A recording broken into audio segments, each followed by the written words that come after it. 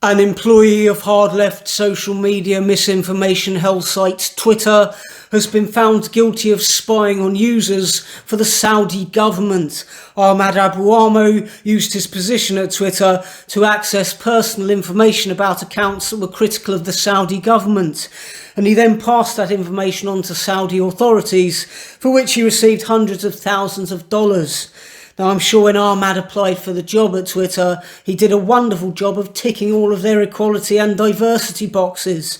And I'm sure all the San Francisco blue-haired, gender dysmorphic, autistic space aliens that Twitter employs absolutely loved the guy and invited him to many vegan, white privilege, crying and self-flagellation parties, or whatever it is these deranged woke sociopaths like to do with their weekends.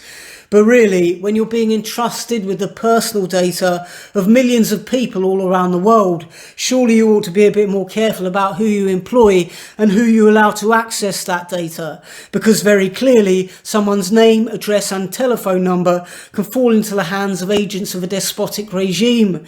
And if you've said something negative about the King of Saudi, you might end up banged up in prison or summarily executed. This fundamental lack of security at Twitter endangers all of us. How many times has Twitter hassled you for your phone number? And there's absolutely no guarantee that that number couldn't end up in the hands of a sociopath or a stalker. And how much of a step is it for some nut job to then find out where you live and turn up on your doorstep with a machete? We tend not to think about just how much personal information these social media companies are taking from us. How often does an advert pop up on your screen and you get the eerie feeling that some sophisticated AI must have been watching you through your camera, or listening in to one of your conversations, or reading your text messages? In the UK, Article 8 of the Human Rights Act of 1998 explicitly states that we all have the right to respect for our family and private life, our home and our correspondence. But it was seen that all social media platforms and huge numbers of websites continue to relentlessly invade our privacy every minute of every day, and at night while we're asleep too. Yet none of us looks too deeply into this. We trust our governments to regulate the tech industry accordingly, to protect our right to a basic level of privacy. But that trust is ill-founded. Internationally, our governments are not protecting us from the relentless tech drive to harvest our private data. Our governments are not protecting us because they have literally no clue what's going on.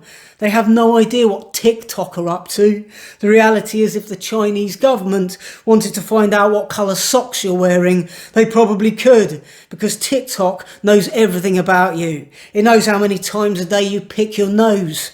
But hey, if you're watching this video on Twitter or Facebook or whatever, I'm sure you'll be fine.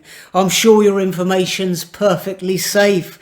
And don't forget to subscribe to my Patreon via the link below this video, and I definitely won't sell your email addresses to some shady global conglomerate.